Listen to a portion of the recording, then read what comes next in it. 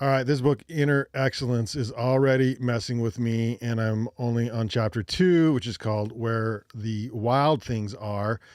Pride and fear and the center of the universe, which maybe you can kind of figure that out. I'm learning my fear comes from self-centeredness, which nobody wants to hear. So my fear of rejection in sales, for instance, comes from the ego, Murphy writes, the author of this book. He says, in the book, he says, I found that fear stifles our freedom and hurts our performance more than anything else. Fear of failure, fear of rejection, fear of not being enough. Fear, however, is only the symptom of a more complex issue. The root cause of fear is the virus of the heart, which is self-centeredness, and that kind of hurts. He continues, fear is the opposite of love. It separates you from your true self. So, yeah, I mean, that's a tough one. I never really considered myself to be self-centered. I care deeply about others without judgment. I want others to live their best lives. I mean, that's sort of the point of this podcast here, Ascent Life. I want as many people to live their best possible life. And it doesn't sound, I don't think to me that sounds overtly self-centered, but I do have fears, and those fears revolve around, for me personally, like how others perceive me, especially if I fail. And what Murphy is saying is that fear comes from the ego. So I'm only on he's telling me where I'm at. So now I got to read more to figure out how to fix the problem. So more on that as I continue grinding through Inner Excellence. Welcome to the show. I'm your host, R. Brandon Long, and this is Ascent Life Live. We're here with a mission to inspire 1 million people a day to live their best lives and be the best version of themselves. That is living an Ascent Life. You can subscribe to the show on YouTube, R. Brandon Long, or you can follow me on X and TikTok, also under R. Brandon Long.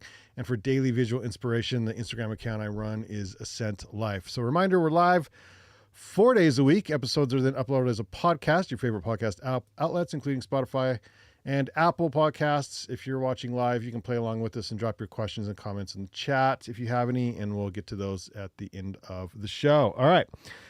Today's guest, we have, and this is cool to just say, IFBB Pro, bodybuilder, and coach, Dan Saunders, a.k.a. Trainer Dan. So the funny thing is, Dan, Peyton's like telling me, well, I had this, Peyton was on last week. For those of you who don't know, he participated in his first amateur bodybuilding contest and was coached by yourself. And I'm like, Peyton, do you know anyone who would want to be on this podcast? And he's like, oh yeah, Trainer Dan. I'm like, okay, Trainer Dan. Cool. And I'm putting like in my phone, I'm like, what's his name? And he's like, I had to think about that because I just call him Trainer Dan. So, so everyone just calls you Trainer Dan. Where'd that come from? How do they all know you? It's just Trainer Dan. Well, so actually I had a client who was a senior in high school. He went to Ogden High. And when he started with me, his teachers knew that he had a personal trainer. Okay. And I saw him, weekly, maybe a couple of times a week. And throughout his senior year, his teachers and his friends started referring to me as Trainer Dan. Trainer Dan. Yeah. And so when I created my Instagram, I was like, oh, yeah, I'll do Trainer Dan. Trainer Dan, yeah. And so I love it has stuck. I love it. So do people call you by your full name anymore, or they just call you Trainer Dan? I mean, when I see people out, I think it's a little different. Maybe part of the social media culture that people call each other by their I see, yeah, Instagram handle. Yeah.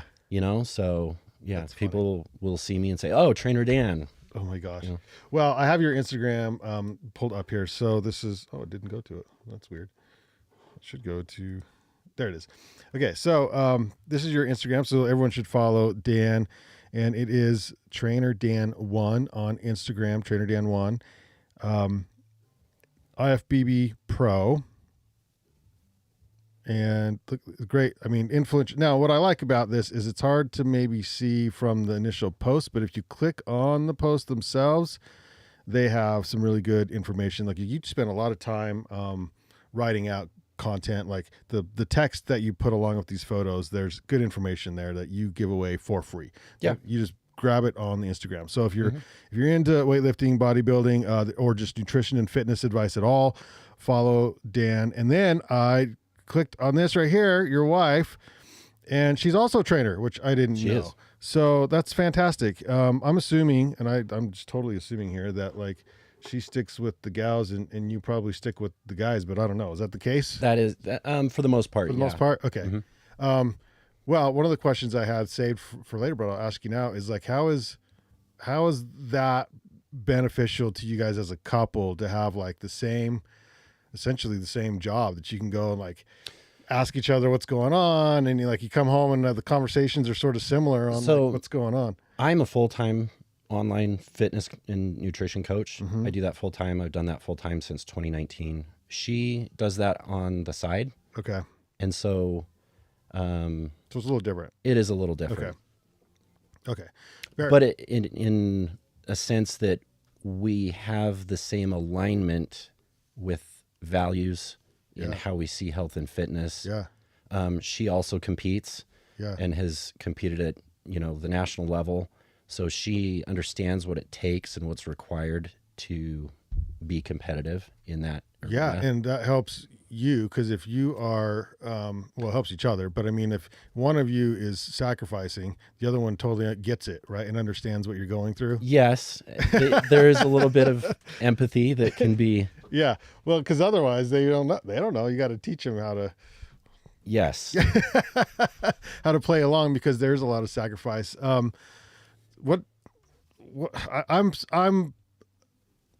like fascinated by this whole pro thing. Like I have like so many questions about it because I don't really know what it means. Yeah, fire away. So I know you're officially IFBB pro, bodybuilder, and transformation coach or fitness coach. Sure. Why did you start lifting weights? Like, was this like as a child, as a kid, as for sports? Like, what were you doing? So I think if I were to give the full story, I started with Boy Scouts. Oh, having to do the fitness merit badge. Yeah. Actually, probably Cub Scouts. Yeah. Having to track my fitness, like push-ups, sit-ups, standing broad jump for like 30 days. And I did it. And for whatever reason, I guess I liked it. Yeah. I wasn't turned off by the fact that I had to track everything. I guess I kind of liked it at that age. When I was 14, I had a neighbor who volunteered to take me to Gold's Gym. It was Gold's Gym at the time. Yeah. On 12th Street. Yep. And that was the hardcore bodybuilding gym at that time. Yeah. All the guys that trained back then at that gym were the hardcore competitive bodybuilders. He would he would sneak me in on a Saturday morning where he knew he could get me in for free. Yeah. This is the Golds? This was Gold's. Okay. Without me having to pay. Right. Because you didn't have membership yet. You're too young. I was too young at the time. But he would take me on Saturday mornings and I loved it. Yeah. I would train with he and his two other jacked guys. And I loved the feeling of, feeling sore after, the feeling of like I accomplished something, like I did something productive. And the fact that he would take me under his wing and essentially show me and teach me how to train properly. I really appreciated that. And I just gravitated towards that. I remember being in the gym and seeing possibly doctors or people in the medical field because they were training in scrubs. So I'm assuming they were in the medical profession. These guys were jacked. And to a 14-year-old, it was just like, yeah, oh, I want to be like you guys. This is great. Yeah, that's I like love this. The coolest thing. Yeah, banging and clinging. Banging and clinging. I love that so much. That's Gold's on 12. I'm trying to think of where that was. Natural Grocers now. It is Natural Grocers. It's Natural Grocers. Because I went to the old, I think it was Gold's for a hot minute over here on, was it 25th? 25th Street. Yeah. I used to work there. Yeah. Oh, you did? Okay. I did. Yeah, I went there a long time ago. I was there when it opened. Really? As Gold's? As Gold's. What was it right before? Because it was a gym before. It was like a YMCA or something. Or no, it was Deseret Gym. That's right. And that was on 25th. Okay. And then they moved to the Solomon Center on 23rd. Okay. That's where I pay but never go. Is that one there? But the Deseret gym is where we would go. We play basketball there. That place was cool. I liked it. I thought it was pretty fun. So a little bit of backstory on me. I was lifting before junior high, and I had a stepdad that had like he was pretty jacked. He had dumbbells and would do curls at home all the time, I remember. And I just thought, well, that's cool, you know? And so you pick up on that. And I started lifting weights. And then my best friend at the time, we just wanted to, our heroes at the time, because I mean, that's around when Arnold was peak, you know? Commando. Yeah, all that stuff. Rambo. Predator. You're looking at your little, 13, 14-year-old body of twigs, and it's like, we got to fix this. Like, what, yeah. Well, let me go to the gym. And so we would go, that first time we would go to, that was the Ogden Athletic Club there before we'd go to school, and that was junior high. And then of course you get into high school and you start doing like sports, and then you lift for sports. And then I always loved it. I always loved, like you said, the feeling that you get when you're sore. And my daughter today, she just had her so she's a cheerleader and a dancer, so she's kind of used to that stuff, but she just had her first lifting session yesterday at school, and the coach like put them through the ringer because they got strong legs, so squats and deadlifts and stuff. And so today I saw her just about an hour ago, and she's like, I'm so sore, Dad. I'm like, I know, it's the coolest thing. It feels like you are doing like your progression. And then is that what you got addicted to, do you think? Yeah, I think so.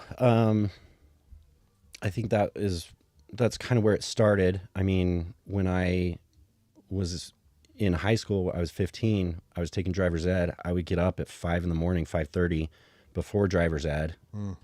And I would train, work out. We had weights in my basement, and I would work out. I'm not saying that they were always productive sessions. I know that as a teenager, I was probably like staring at the floor a lot, but for the most part, that's where I kind of learned to just learn how to build the consistency of training. Oh yeah.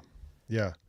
I was never consistent, and that's the difference is how do you stay consistent? And that's one of the biggest questions out there, is how do you stay consistent if you really want to change your body, right? I mean, you have to be consistent to change your body. I mean, it really has to be a desire that you follow through on. You essentially do have to make it a priority. Yeah. You have to make it a priority. So moving into the competitive arena, bodybuilding is very highly, you must be highly accountable, because you are in control of everything that happens for you to get on that stage. Yeah. Yeah, it's no one else's fault. When you get on that stage, the judges don't look at, oh, he worked 2 jobs or 3 jobs, or, oh, he was evicted or whatever. Yeah. All they look at is how you look that moment on stage. They don't care about anything else that happened during that process to get there. So you have to be willing to train when it's uncomfortable, when it's inconvenient, maybe, sacrificing to make those things happen so that you can get on stage at your best. And that is going to require different things for different people. So the consistency part boils down to, what are you willing to do to maintain or continue that habit of training? That's a whole other level of discipline. Now, I'm not saying like the general fitness population has to go every single day, but if they're willing to prioritize at some point in their day, 30 to 40 minutes, whatever, then, they can develop and build that habit.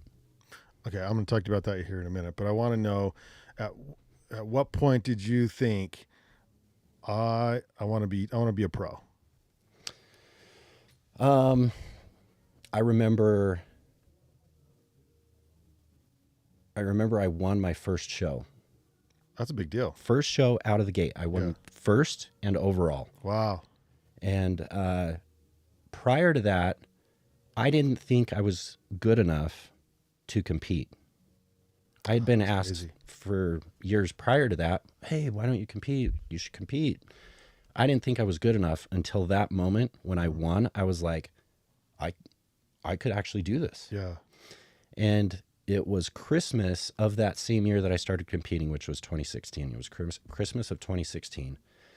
And I had a family member ask me, how far are you going to take this bodybuilding thing? Yeah, good question. And without hesitation, I was like, I'm going to take this as far as I can, Yeah. because I knew that there was a potential that I had not tapped into yet that I wanted to explore. Yeah. Well, and that's kind of the show, like Ascent Life. Like, let's dive into what we're good at and let's follow it through to the end and see where it takes us. Like, let's just be the best we can be. Now, it took, I read on Instagram, 5 years, is that right? Of competition to get the pro card, or how does that work? Yeah, exactly? it took me 5 years. And you're totally just making bank the whole time bodybuilding. Right? No, absolutely not. No, spending a lot more. So that's just it. Is like, that is why it's so hard, because you don't make anything, right? I mean, It's a very expensive hobby. yeah. Yeah, and then as soon as you get your pro card, they just start sending you checks, right? No, they do not. No, they do not. And if you're getting into bodybuilding expecting that is not. Oh, so it's not going to happen. So the best way to make a living with that is, I mean, I guess, like, supplement company or something, and or like training. I mean, you can. I think it depends on the athlete. Mm-hmm. I think if that's what you're getting into it for, I don't think that's the right reason. Oh, good point. I got into competing because I knew that I would regret not trying. If I got to the end of my life and I never tried, I'd be kicking myself. Yeah. I had to try it. Yeah. For myself to see, is this something that I could do, or what would happen if I did this? That's a large sacrifice. Is there something that you put off to do this? No. Okay. I did have to say no to family trips. A lot of the bodybuilding journey is done alone because no one's pushing you to do it but you. Yeah. You have to be, it goes back to what I said, you have to be accountable. What are you willing to do to get to your outcome? Yeah. How much does it really mean to you?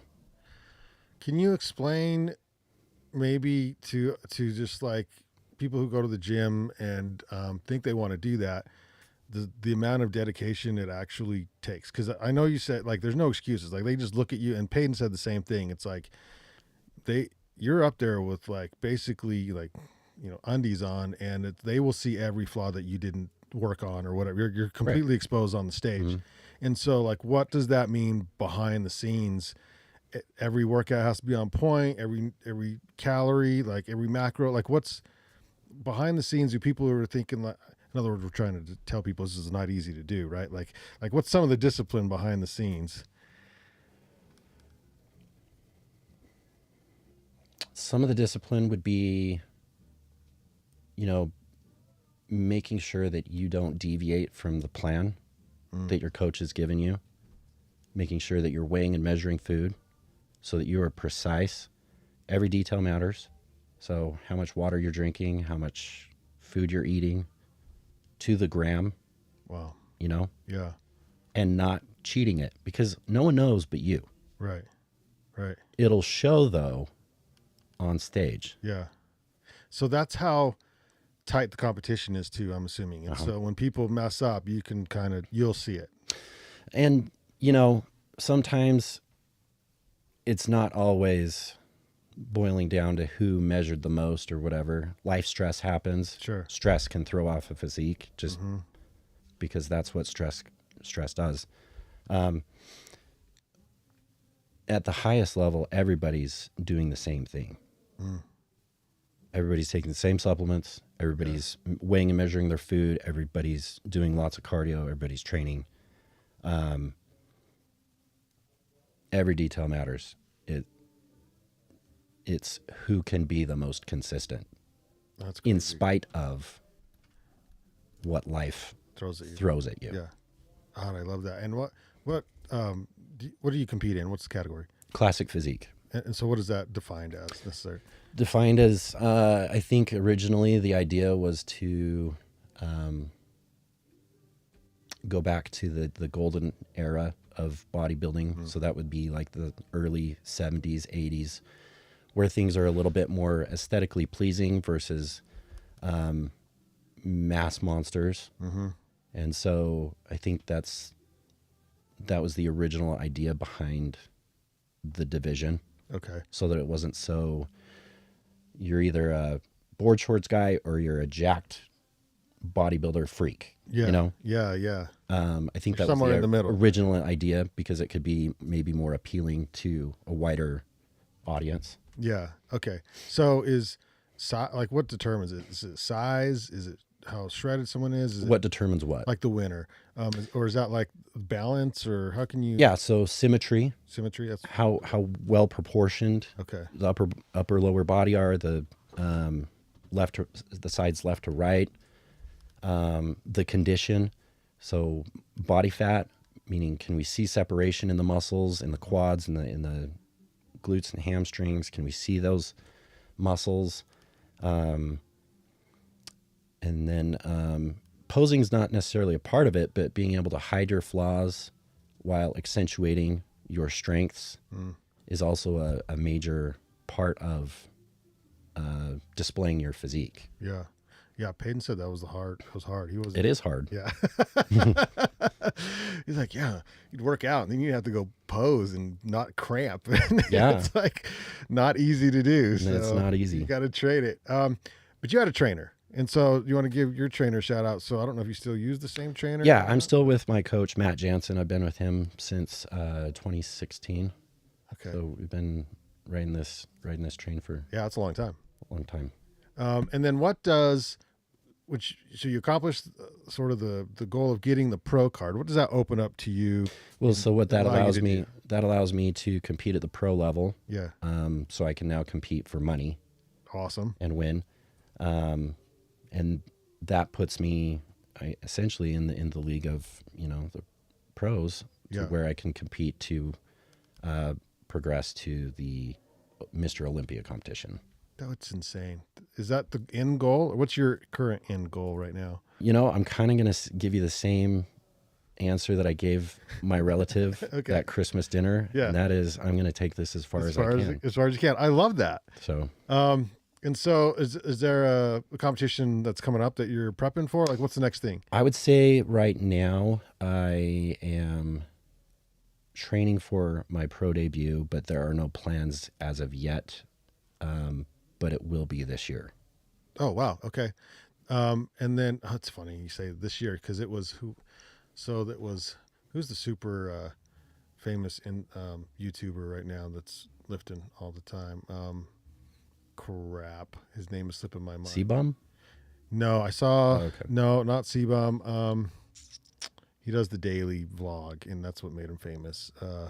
Crap, his name slipped my mind. But he's prepping for a competition, and there was a viral clip that had him and another famous bodybuilder, and I think is he 5? I don't know if it was 5 weeks or 5 months, and I know that's a huge difference in bodybuilding. But he was looking at him saying like, Sam Sulek came to my head. Sam Sulek, and Sam's prepping for something, and he was like, yeah, you're behind. And he I'm looking at Sam like, there's no way that dude's behind, like, but this other guy would know, because he's done it. He's done it. Yeah. And he's done like, it you enough. got some catching up to do, is kind of what he was saying to Sam, and Sam's Right. like, okay, Yeah. like, that's crazy to me.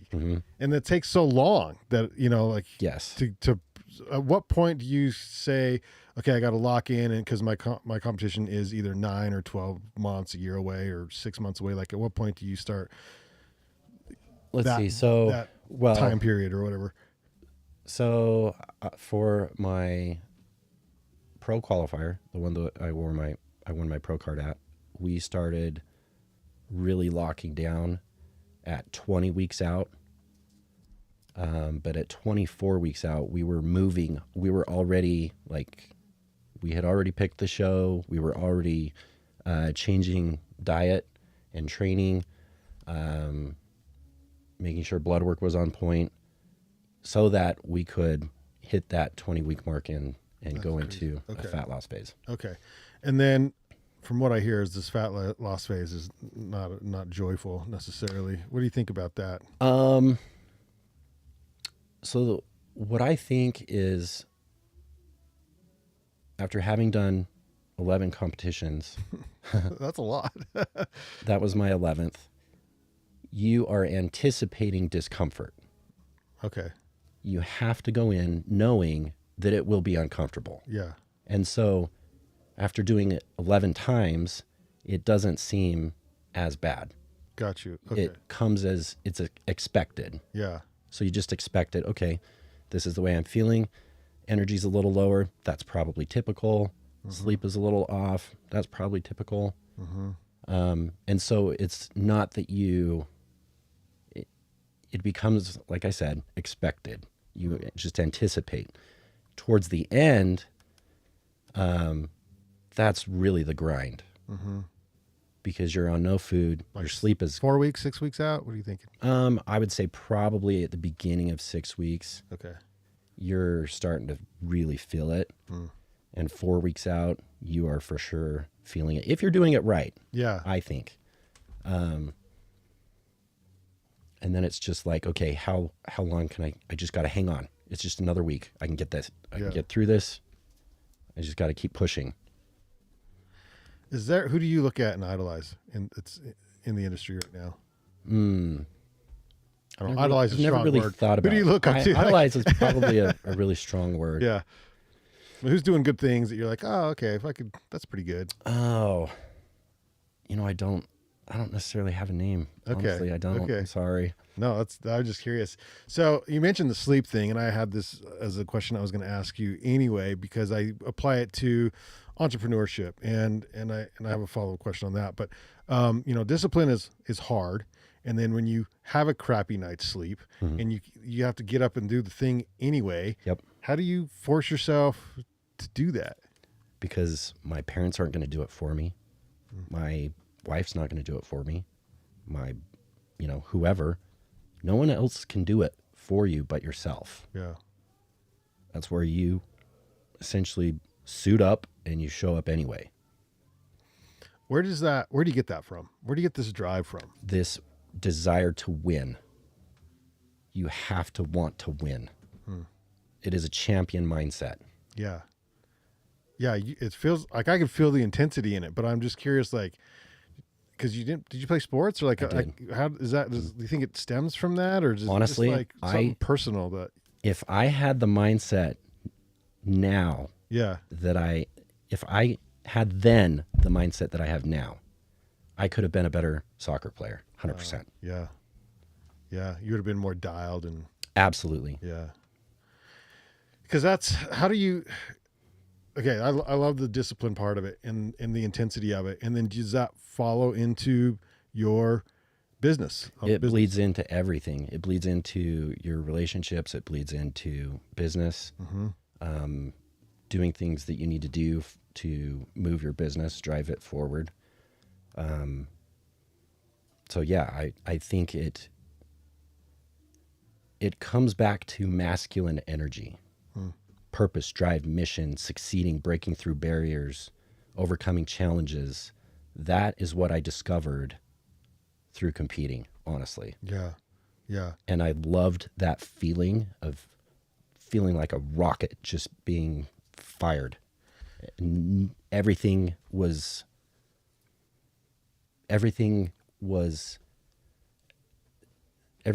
that wasn't essential didn't matter. If that makes sense. Yeah, because you're locked in. I was locked in. Yeah. And I liked that feeling. Yeah. Do you ever have, well, you said initially you had doubts that you could do this until you won your first competition, but since you won, do you ever have doubts now? There always are doubts of, am I where I need to be at this point? 12 weeks out, 10 weeks out, 9 weeks out, 8 weeks out.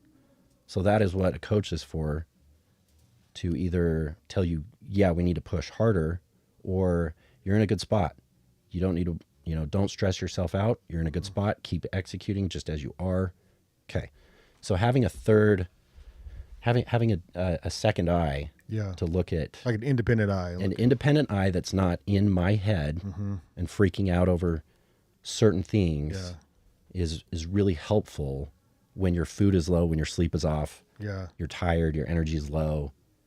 That's the purpose of the coach, is to make unemotional decisions for the athlete or client. Because you're probably starting to get a little emotional at that point. I mean, not emotional, but your hunger influences your mood. Moody. Yeah. So and your sleep is significantly decreased, or not as deep maybe Yeah. as when you have more food, right? And so you have these outside factors that are that are changing or affecting your mindset and your ability to think rationally and logically.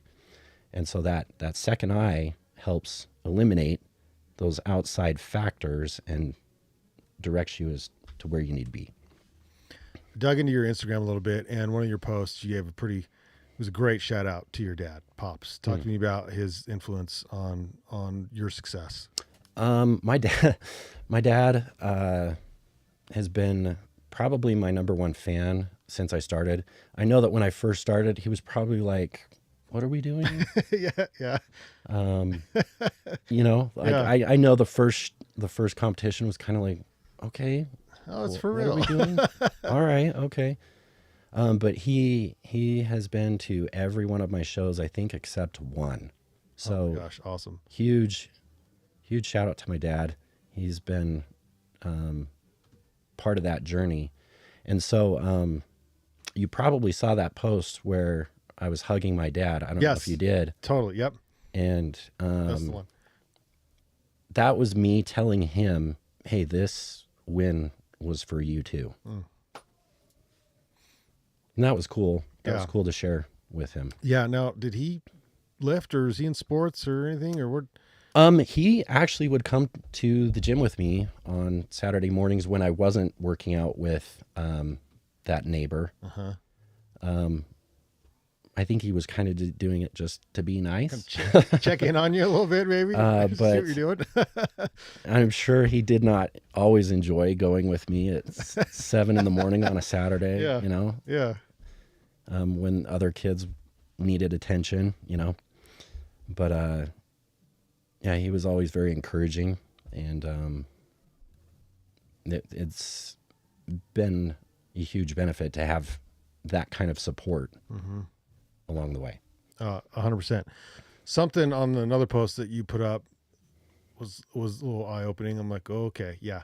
And that was as it relates to consistency and nutrition. And you were talking about how, if people hit their nutrition 4 or 5 days a week, but then slack off on the weekend, well, I think, what is it, 57% consistency is 4 out of 7 days. That's not very consistent. And so Right.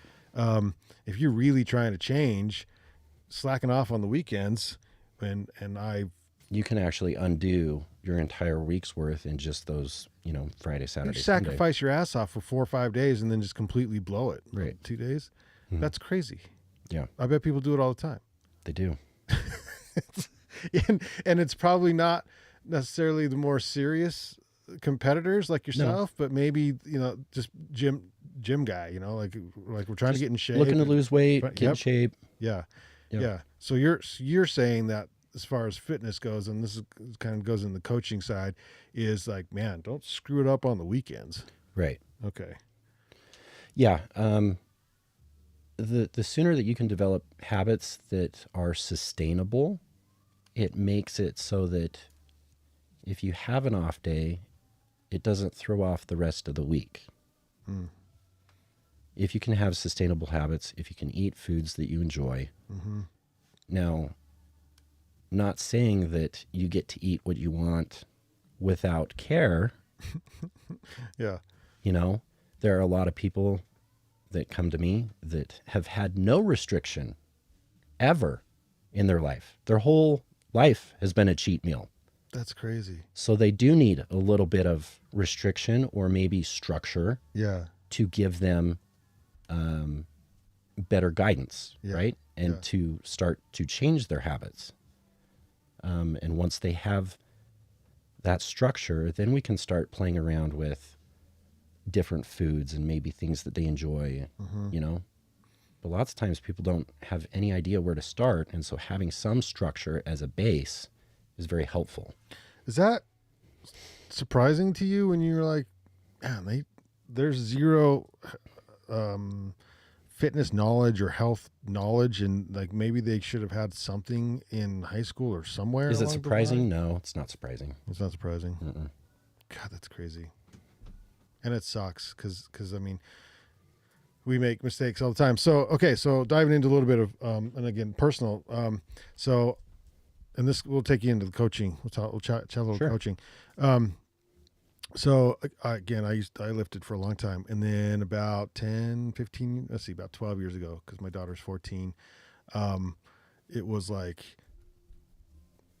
I basically, so it's like the thing where I would lift on and off, and I would run on and off. I'd go hiking fairly consistently in the summers, but my downfall was I got a rum belly. So I drink rum at night after, like, from 7 to 10 at night, 3, 4, 5 days a week.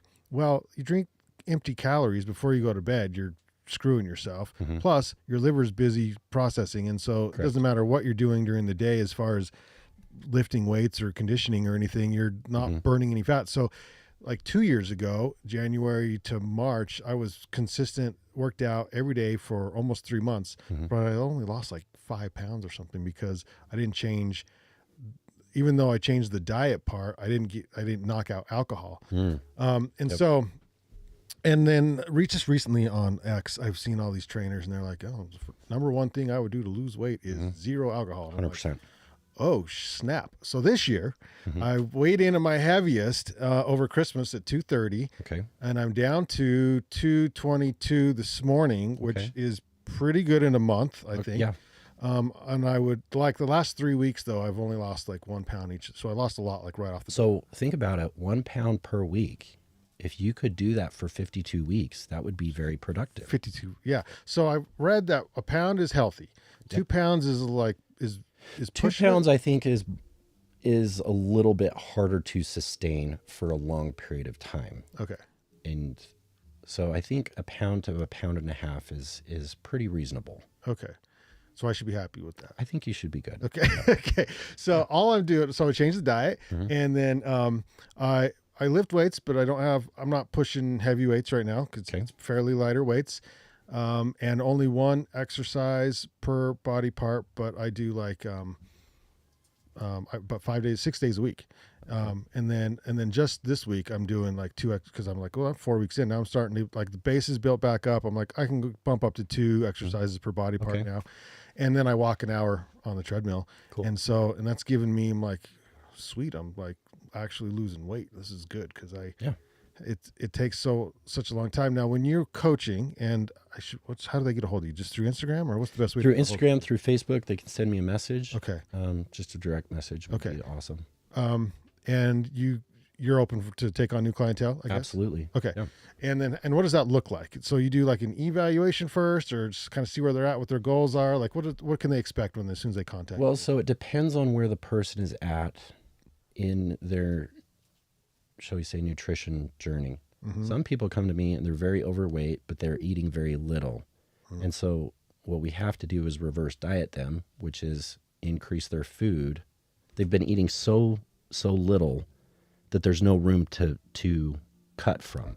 Oh, interesting. And so we need to build their food back up to a point where their hunger is sustainable, where at that point we would hold them for maybe a certain period of time before we drop their calories and start into a fat loss phase. We just need more room calorically to work with. So the body has adjusted, I guess, and has just got them in sometimes people eat so low that and so little calories that anything above that small amount of food will cause them to gain weight. And that lots of times happens from yo-yo dieting. They crash diet and then they go back to eating the way they were now that they've lost the weight, and then they regain the weight all over again, but this time they've lost muscle tissue, which essentially slows their metabolic rate. their metabolic rate is lower, and now they're eating higher calories, so they're just piling on added fat. Yeah. So it really depends on where the person is at. Some people, it's a really easy fix to just start them at a maintenance level and then gradually titrate their calories down, and they can lose weight. But like I said, other cases are a little different. So it really depends on where the person is at. So you attack diet, sounds like first. Like, let's get that figured out. Yeah, we attack diet, we attack training. I establish a training program for the person based on, their schedule, how many days a week they're able to do that sustainably, right? And then, there's different factors that I look at, like sleep. Some people are terrible sleepers. Yeah. If you're not sleeping, you're not going to lose weight. Yeah. It's going to be your body will fight you because it's in a Like stressed 7 stressed now, 8, 9 hours. Like, I mean, if you could get 8, that would be awesome. Okay. It's harder for people to do that, so I try and work with the person where they're at. If they're only getting 5, okay, let's try and get 5.5 to 6. Okay. And try and gradually titrate that up to 7. 7 is a reasonable Because that's when your spot. body's repairing. Like, how? Your brain is decluttering. It's healing itself. That's when your body is, essentially recovering from. I mean, if we're talking about training, we're recovering from that. Yeah, sleep is essential in the fat loss process. So you can't sell sleep though. In other words, like it's hard because it's free. I know. Nobody wants it. I know. That's like, okay, well, when I was lifting when I was like 25 or whatever, and we're into it. We're buying all the supplements and doing all the things, right? It's like no one talked about sleep because you can't sell sleep, and that's one of like your top 3 things. Top 3 things for sure. Okay. So it's a big deal. It's a big deal. I actually sleep pretty great, but it's just interesting to me that like, maybe now you read about it, but I don't remember reading about it much 20 years ago or anything. Sleep was always a big deal to bodybuilders, so Yeah. I knew that The guys who knew what they were doing knew that we got to sleep. In fact, now that I think about it, I think the one guy I knew who was actually heavy into it said he napped every day. Yeah, that would be. I mean, I know Arnold did. Yeah. I know Dorian Yates did. So It's a thing. They were all. You're a good sleeper. I mean, you work out that hard. I'm a great sleeper. You're a great sleeper. Okay. Yeah. Okay. So then, I'm having so much fun, like getting to, because this is a topic that I care about, and I just really want. I don't want you to disclose so much that people don't want to call you though. So like, No, I'm fine. geez, okay. Yeah, we can talk. Okay. So as far as supplements go, like I take creatine, whey protein, like a collagen. Is that like? I mean, you can go so deep on the supplements and all the other things, but I just don't know what the basics, what you typically recommend would be. I would probably say, as if you're weight training, creatine, but actually they've come out more recently with finding that creatine helps brain health. Yeah. Even when it relates to like dementia. Yeah. And preventing Alzheimer's How about that? and so That's forth. Awesome. So it's beyond just weight training and building muscle. It's for cellular health. Okay. So yeah, I would say creatine, I would say an omega-3, a good omega-3 supplement. I would suggest maybe even like vitamin D and magnesium. Most people are, especially in Utah, I think we're a little bit lower in vitamin D due to the long winter. Yeah. Eat your eggs. But I think Fish. magnesium is also lacking in most people. I think over half of Americans are lacking in magnesium. Yeah, I've heard that, and I don't know what that is. That's a diet thing, I'm assuming. It could be diet related. Okay. Actually, most of our problems are diet related as Americans. Yeah, weird. Yeah, so Whole Foods, right? Like for the most part, I mean, If you can, our problem as Americans is that we are eating so many processed foods that we're unhealthy. yeah. So the more whole foods you can get, the better. Okay. And Whole Foods are good. They taste good. Once you get used to it, because you have to get off the crap first. The problem is that hyper palatable foods, like the fried foods and well, let's say the typical American diet, Yeah. They're hyper palatable. They're very easy to eat and overeat because they taste so good. And they're accessible. And they're very accessible. Yeah. And so in my coaching, I do try to shift the perspective of people from eating whatever they want to whole foods, whatever they want, you know, because that in itself, I think, not only helps from a health perspective, but also as well as a digestive perspective, which reflects on their immune system and their health, overall health. Yeah, and I think when you start lifting weights, you start exercising, you start training, having a goal in mind, whether it's a show or a marathon or anything that's out there in the future, that's helpful. But as soon as you start doing that, you kind of don't want to eat like crap. Like your body starts telling you, like it just doesn't. It's not as the cravings start to dissipate a little bit more. That is probably one of the biggest things that I hear from clients within the first month of them working with me. Interesting. Is that, oh, I feel like I have so much more energy. Man, my stomach feels awesome. I feel overall better. All due to their diet. Yeah. Simple diet changes. Okay, here's the big question then, because this is going to bring in your focus on helping others, which is obviously a big part of your life and probably extraordinarily rewarding, along with the intense discipline that you undertake to perform in the contests and be a pro bodybuilder. What then fuses those things together to become your definite major purpose? I think my definite purpose is to help others find the same joy that I found in health and fitness. I think my honest goal is to help educate people, make them aware, so that they can pursue whatever ventures they want, but being able to do so with at full health. Yeah, it's hard to do if you're not healthy. I mean, health is first. Right. How are you going to consider your career a success? Like, how do you determine success for what you're doing? So I was thinking about that, and I was talking with a friend the other day, and 10 years ago, doing what I'm doing now, I would have looked at this and been like, oh my gosh, like I made it. Yeah. You know what I mean? I'm at the top. Yeah. Like, oh my gosh, like I'm doing because back then I was training at, 10 years ago, I was training at Gold's Gym, and I was training the owner. Oh. He was saying, if you could only monetize your social media, how do you think you could do that? And I'm like, I don't know. Yeah. This was 2013, 2014, 2015. And I was like, figure that out. I don't know how to do that. Yeah. 10 years later, I'm still trying to figure it out. I know we all are. Well, not all of us, but I mean, I don't know how to do it. So yeah, but that's part of the business too. But yeah, 10 years ago, the me from 10 years ago would look at what I'm doing now and being like, wow, I can't believe I did that. Yeah. Which has got to make you proud, give you confidence. I think I'm, what's the word, Ed?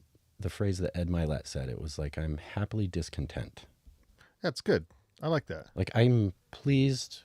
But there's more out there. But there's more. Yeah. There's another mountain peak. Yep. Yeah. And that's, we call those, like if you're hiking, false summit, it's like, yeah, there's the summit. And then you make it and you're like, nope, there's another one. There's another one. Let's keep going. Yeah. Or if you make that one finally, then it's like, well, let's go higher. Let's find something else to push us. So I didn't give you this question to you previously, but I'm curious what your thoughts are on this. And that would be to like, how do you think of our purpose as humans? Like, do you think we're just meant to do sort of what you're doing, which is to push ourselves to see what we can become? Like, do you think that's the ultimate goal of kind of why we're here? That is a good question. I think we're all here trying to walk each other home. That's an interesting way to put it. Yeah. I think we are all little children we all think differently. We're all just trying to work our way home. help each other home. Yeah. And we have to help each other. Right. And that's, that's why I did this podcast, because I'm hoping that's what it does. It touches people and gets people to think about these things, these bigger questions on like, what the hell are we doing? And, oh, by the way, how can we contribute? Like, how do we help people? You're helping people in tremendous ways we have like essentially a health crisis in the United States. And so, the more people that can get their crap together, the better for society, at least here anyway. Right. And that's part of what you do. So you and your wife, Yep. which is awesome. So the ladies how do they find your wife for? My wife is Princess Jen Fit Life On Instagram. on Instagram. And life, I think, is spelled with a Y. It's princess.jen_fit life, LYFE. And she's part-time doing that right now. She does this part-time on the side. Yeah. Yeah. And you're full-time, I'm full-time. which is awesome. Running the business, man. So how long have you been full-time trainer? That's fantastic. Since 2019. That's pretty I was good. kind of doing it on the side in between 2 other jobs. Yeah, And then, as we do. As we do. I took the leap and never looked back. Oh man, so good. Well, did we miss anything? Anything you want to touch on the bodybuilding world? Or, I mean, I didn't get into like the dark questions or anything. What deep and dark questions? Any of the steroid use that's any of the stuff that's like, that's what I didn't know this because I'm not in the scene anymore, but like, I guess the gyms are very open. Like athletes and bodybuilders are much more open about what they take now. At least they are on social media. On social media, there is a huge trend over the last few years to be more open about that. Mm-hmm. At the highest level, you will find it. Yeah. And unfortunately, even the younger kids, they are, you have to understand it is part of the game. And so you need to be able to undertake that risk and the risks that come with that and be able to deal with them as an adult. If you can't weigh and measure your food, what makes you think you're going to play an adult game? Because that's where hyper accountability comes in. You must be able to be accountable for everything. Are there physicians that facilitate this now, or how does it work? I don't believe doctors are terribly involved because just I'm sure curious there's a risk on their part. Yeah. It's almost like, like any drug or whatever. Like, well, if you make it legal and we can not monetize, but like, I know figure out how to monitor it. I know there are doctors that will help as much as they can. Keep talking. This is burned out a little bit. So. Okay. Yeah, there's doctors, I'm sure, that would rather see people do things as risk averse as they can. Yeah. Than to take unnecessary risks. And so monitoring blood work is a big part in knowing where you're at as an athlete. Yeah. And if you are deciding to use certain substances, just knowing that you need to keep that blood work in check. I worry about the kids because they see, they're heroes in the gym and they're like, are much bigger and they're trying to get there in a quicker, and they're like 22, 23. And it's Right. like, God, just give it some time. Give it some time. 5 to 8, maybe even 10 years. Oh, that long. Of true, genuine, dedicated training. Wow. That camera's bumping out on me for some reason.